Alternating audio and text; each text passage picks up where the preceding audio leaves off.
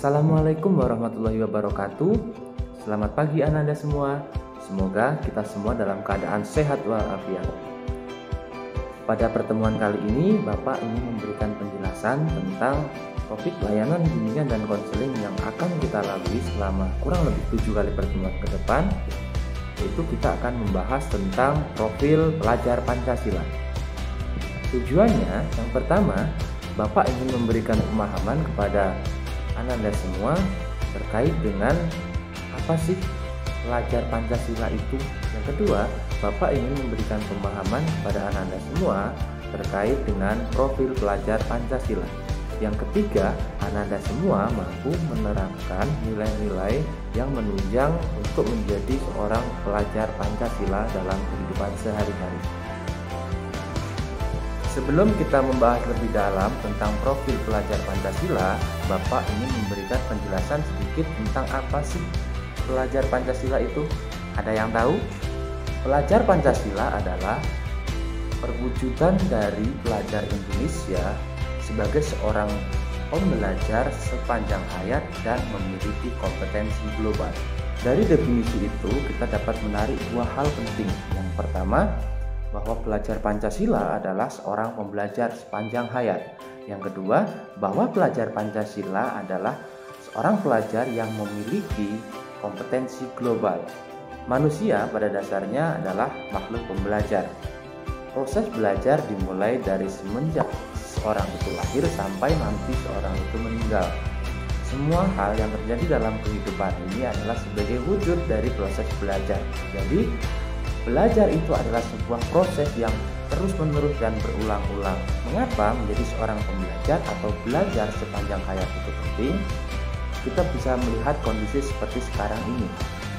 Kehidupan terus berjalan, perkembangan juga terus melesat, sehingga kita mau tidak mau harus ikut belajar dan menyesuaikan dengan perkembangan zaman yang ada. Itulah mengapa penting bagi kita semua untuk terus belajar, dan belajar. Dari belajar itu kita dapat menemukan berbagai hal. Kita dapat memahami diri sendiri, ilmu pengetahuan menjadi bertambah, kemampuan kita menjadi bertambah, dan keterampilan kita juga semakin bertambah. Lalu yang kedua, memiliki kompetensi global. Di era seperti sekarang ini, sebagai seorang pembelajar, kita harus memiliki beberapa kompetensi, karena tuntutan perkembangan zaman itu bukan semakin hari semakin berkurang, tapi semakin hari semakin bertambah.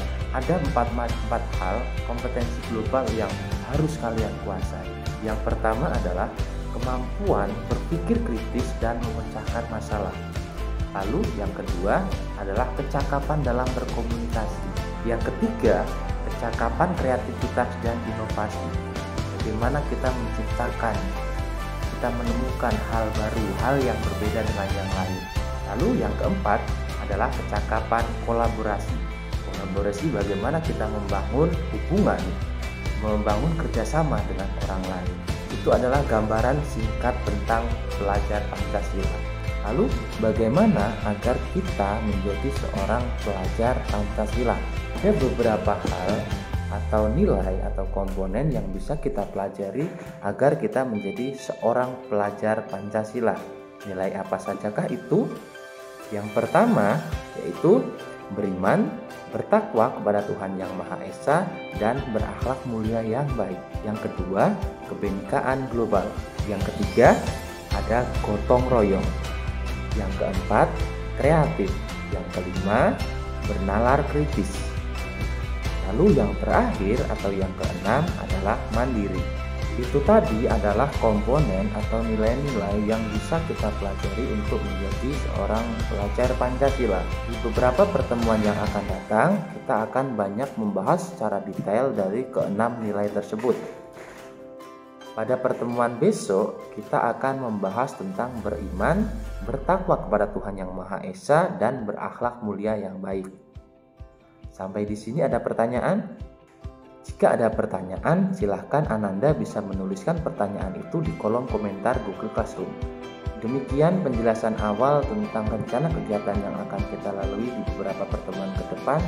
Semoga sedikit memberikan gambaran kepada Ananda semua, dan Jangan lupa untuk selalu mematuhi protokol kesehatan.